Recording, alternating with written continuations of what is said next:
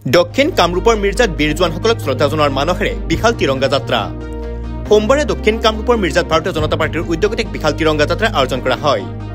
কিছুদিন আগতে কাশ্মীৰৰ পেহেলগামক ধৰি যোৱা নাৰকীয় কাণ্ডে দেশ জোকাৰি গৈছিল তাৰ পিছতে আৰম্ভ হৈছিল দুয়ো দেশৰ মাজত বিশাল যুদ্ধ সেই উদ্দেশ্য আগত ৰাখি দেশৰ সেনা জোৱানসকলক শ্ৰদ্ধা আৰু সাহস যোগৰ অৰ্থে আয়োজন কৰা হয় বিশাল তিৰংগা যাত্ৰা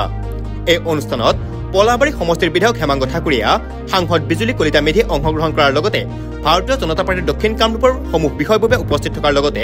বহু সংখ্যক প্ৰাক্তন জোৱানো এই অনুষ্ঠানত অংশগ্ৰহণ কৰে তিৰংগা যাত্ৰাত প্ৰায় হাজাৰৰ অধিক লোকে অংশগ্ৰহণ কৰা দেখা যায় নিৰ্দোষী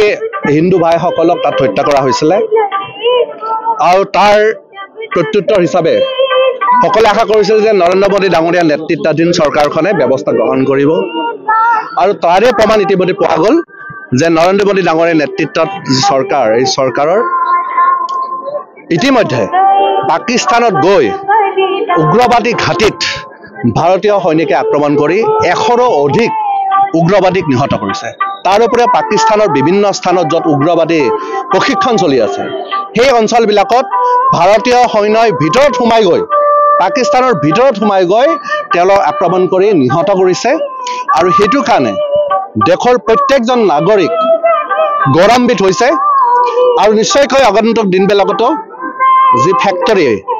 টেৰৰিজিমৰ যি ফেক্টৰী পাকিস্তানে তেওঁলোকে আগন্তুক দিনবিলাকতো তেওঁলোক যদি সিধা নহয় আগন্তুক দিনবিলাকতো তেওঁলোকে যোগ্য প্ৰত্যুত্তৰ পাব অপাৰেশ্যন হিন্দু এতিয়াও শেষ হোৱা নাই নৰেন্দ্ৰ মোদী ডাঙৰীয়াই কৈছে যে অপাৰেশ্যন হিন্দু শেষ হোৱা নাই আৰু যি বীৰত্বৰে আমাৰ সৈনিকসকলে কোনো আমাৰ কেজুৱেলিটি নোহোৱাকৈ ভাৰতবৰ্ষৰ কোনো কেজুৱেলিটি নহয় যি সৈনিকসকলে আমাৰ যিদৰে যুদ্ধ কৰিলে এইটোৱে প্ৰমাণ কৰিছে যে ভাৰতৰ সৈনিকসকলক বিশ্বৰ শ্ৰেষ্ঠ সৈনিক বুলি এনে নকয় আৰু তাৰ প্ৰমাণ হ'ল যে ভাৰতবৰ্ষত কোনো ধৰণৰ এটা মিছাইল নাহিলে আমাৰ ইণ্ডিয়ান ডিফেন্স সিস্টেম কিমান শক্তিশালী হৈছে নৰেন্দ্ৰ মোদী ডাঙৰ নেতৃত্বত আৰু এইটো কাৰণে আজি গোটেই সৈনিকসকলক শ্ৰদ্ধাঞ্জলি জ্ঞাপন কৰাবৰ কাৰণে তেওঁলোকক সহস্ৰ প্ৰণাম জ্ঞাপন কৰিবৰ কাৰণে আজি আমাৰ পলাশবাৰী সমষ্টিৰ ৰাইজ স্বতঃস্ফূৰ্তভাৱে ওলাই আহিছে ইয়াতে সকলো দল সংগঠনৰ মানুহ ইয়াতে উপস্থিত হৈছে